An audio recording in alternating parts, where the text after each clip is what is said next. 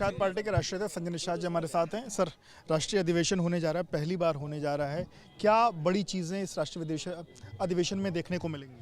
पहली बात तो पूरे देश के हर प्रदेशों में निषाद पार्टी का जय निषाद राज का झंडा और भगवान राम के बाल सखा निषाद राज के फोटो साथ आएंगे।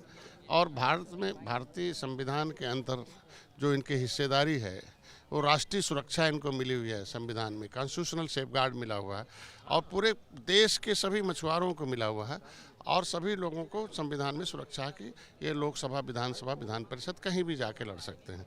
लेकिन उस सुरक्षा को उत्तर प्रदेश में छीन लिया गया, ऐसे कई राज्यों में छीन लिया गया।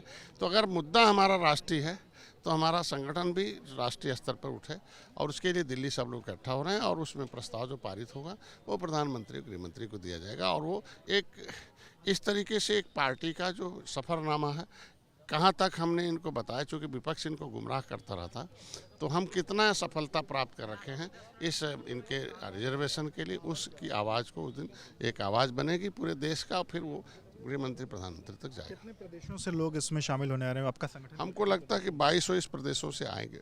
22 प्रदेशों के अपने अपनी भाषा में बैनर, अपनी भाषा में भाषण, अपनी भाषा में वो निषाद पार्टी की जो विचारधारा है जितना फैला चुके हैं उनके अपने पदाधिकारियों सहित आएंगे। वो लगभग 22 प्रदेशों। एक ही दिन का कार्यक्रम? वो एक दिन का सुबह 10 बजे आएंगे और प्रदूषण रहित गाड़ियों से वहाँ जाएंगे और लगभग 10,000 लोग आएंगे और उस 10,000 के पदाधिकारी केवल होंगे, भीड़ नहीं होगी, रैली नहीं है, केवल पदाधिकारी हैं, प्रदेश राष्ट्रीय स्तर के पदाधिकारी, प्रदेश स्तर के पदाधिकारी, उसमें जो है उसमें हमारे यहाँ प्रदेश मंडल के, फिर जिले के हैं, जिले के अंदर क्षेत्रीय होते हैं वो होते हैं और विधानसभा के और ब्लॉक के पदाधिकारी उसमें सब शामिल होंगे। आखिरी सवाल, उपचुनाव हो चुका है, कल नतीजे आने वाले हैं। समाजवादी पार्टी तमाम आरोप लगा रही है कि इस बार का जो चुनाव हुआ उसमें जो पुलिस प्रशासन है उसने कहीं ना कहीं जो चीज़ें हैं वो ठीक से नहीं करी, कई जगहों पर कार्रवाइयाँ हुई हैं। आप कैसे देख रहे हैं? विपक्ष के पास बयानबाजी के अलावा कुछ बचा नहीं है और जी आज के दिन में चुनाव आयोग कराता है, उसमें सरकार नहीं कराती और चुनाव आयोग उसमें फैसले भी लेता है। आज के दिन में इनके समय, हमारे समय तो चुनाव भी हो रहा है, संपन्न हो रहा है।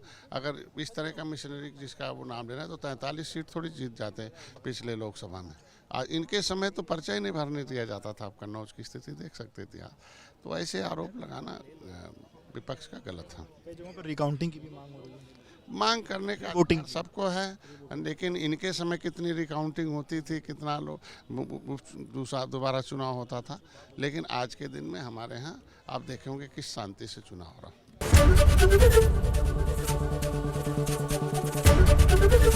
एबीपी गंगा, खबर आपकी, जुबान आपकी।